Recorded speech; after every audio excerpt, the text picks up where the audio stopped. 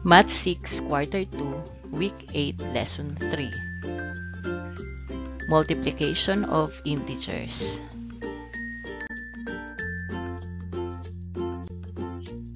Bago po natin talakayin ang multiplication of integers, ay balikan po muna natin ang parts or bahagi ng multiplication process.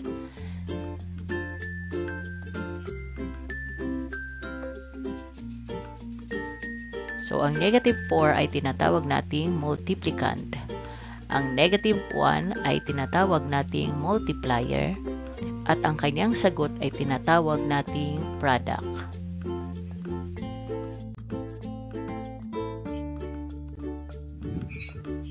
So, ang tanong, paano nga ba tayo magmumultiply ng integers? Napakasimple lang po. I-multiply lang po natin ang integers katulad ng tayo ay magmumultiply ng whole numbers. But, ating pakakatandaan na kapag tayo ay magmumultiply ng integers na may parehong sign, like for example, positive times positive or negative times negative, palagi nating tatandaan na ang sign ng ating product or ng sagot ay palaging positive.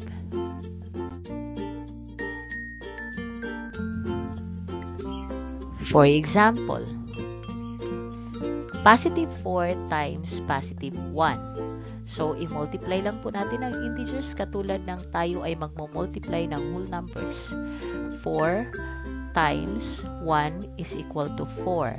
And then, kung ating makikita, ang kanilang signs ay parehong positive. So, ang sign po ng ating product or ng ating sagot ay positive din. So, ang sagot ay positive 4.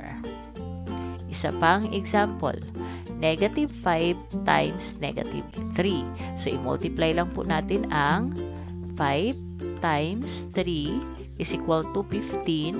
And then, ang ating signs ay parehong negative. So, kapag parehong sign, ang ating sign sa sagot ay palaging positive. So, ang ating sagot ay positive 15. Paano naman kapag tayo ay magmumultiply ng integers na magkaiba ang sign?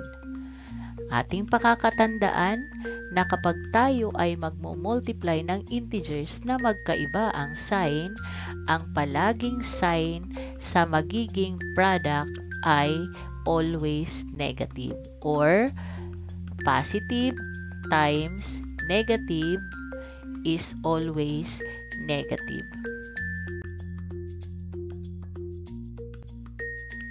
Example, positive 4 times negative 1. So, 4 times 1 is equal to 4. And then, kung ating mapapansin, ang kanilang signs ay magkaiba. So, kapag magkaiba ang sign ng ating sagot ay always negative. So, ang sagot ay negative 4. Isa pang example, negative 5 times positive 3. So, 5 times 3 is equal to 15. And then, uli, ang kanilang signs ay magkaiba. So, kapag magkaiba, ang sagot natin ay negative. So, ang sagot natin ay negative 15. Para mas maunawaan natin ang ating aralin ay subukan nating sagutan ang nasa let's try this. Letter A, positive 8 times negative 1. So, ano po ang ating sagot?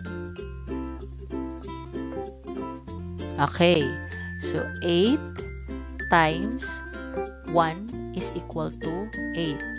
And then, positive times negative, dahil magkaiba po sila, ang ating sagot ay negative. So, ang ating sagot ay negative 8. Tama po ba ang ating sagot? Isa pang pagsasanay. negative 2 times negative 9. So, may sagot na po ba tayo? Okay. So, 2 times 9 is equal to 18. And then, negative times negative, dahil pareho po ang ating sign, ang ating sign ay always o palaging positive. So, ang final answer po natin ay positive 18. So, handa na po ba kayong sagutin ang ating mga pagsasanay?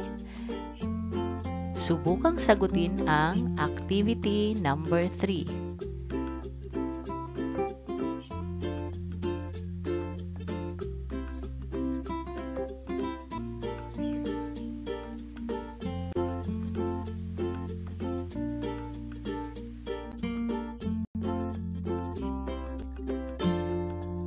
Good luck, kids, and thank you for watching.